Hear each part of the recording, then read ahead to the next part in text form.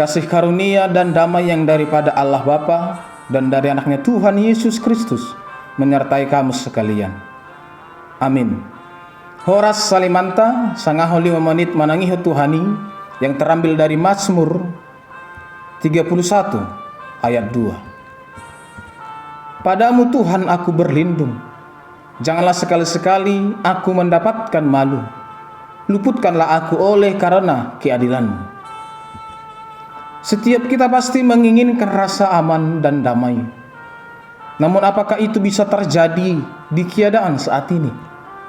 Dapatkah kita merasa aman dan damai meskipun dalam keadaan yang sulit? Mazmur ini berisi doa memohon perlindungan Tuhan.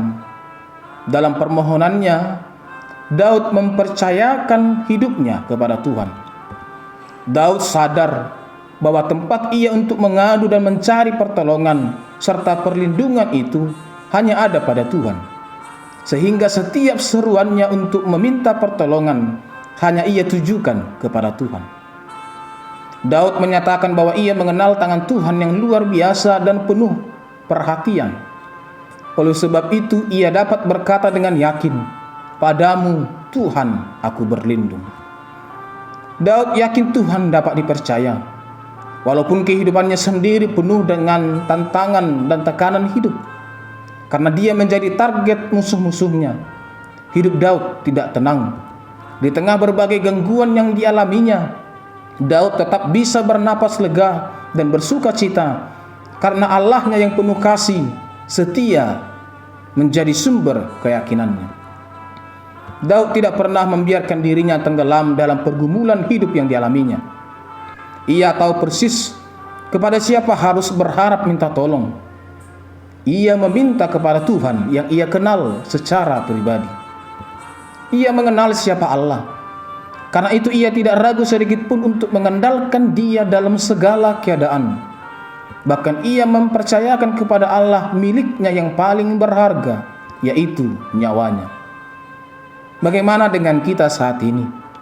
Siapakah yang kita andalkan di dalam kehidupan kita? Pada masa-masa sulit dan genting, kepada siapakah kita berlindung? Nats ini mengingatkan kita, hanya Tuhanlah yang harus kita andalkan. Tuhan tidak akan membiarkan kita dipermalukan oleh dunia ini dan oleh musuh-musuh kita. Sebaliknya, Tuhan akan meluputkan kita dengan keadilan-Nya. Mungkin saat ini kita sedang menghadapi berbagai masalah yang bertubi-tubi, dan kita sulit melihat apa yang akan terjadi di depan kita. Di tengah segala ketidakpastian, kebingungan, kekacauan, satu hal yang selalu pasti: mereka yang ada di dalam Tuhan berada dalam tangan yang luar biasa. Ketika Tuhan melindungi orang yang dikasihinya, maka tidak ada satu kuasa pun yang dapat mengalahkannya. Berserah kepada Tuhan berarti kita mempercayakan diri sepenuhnya kepadanya. Sepenuhnya berarti seluruh kehidupan kita, pekerjaan, pendidikan, keluarga, pelayanan, kesehatan, keuangan, dan lain sebagainya. Berserah kepada Tuhan tidak secara otomatis membuat hidup kita terhindar dari masalah. Mungkin akan ada banyak masalah yang datang.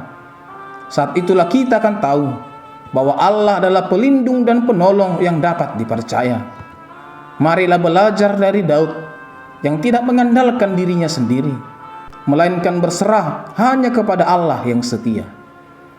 Aman bukan berarti tidak ada musuh atau penderitaan.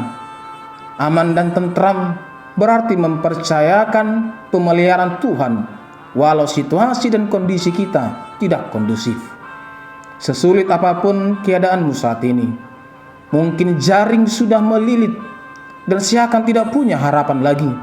Namun percayalah bahwa Tuhan sanggup menolong kita, sebab sumber keselamatan kita adalah Yesus yang disalibkan, mati, dan bangkit kembali.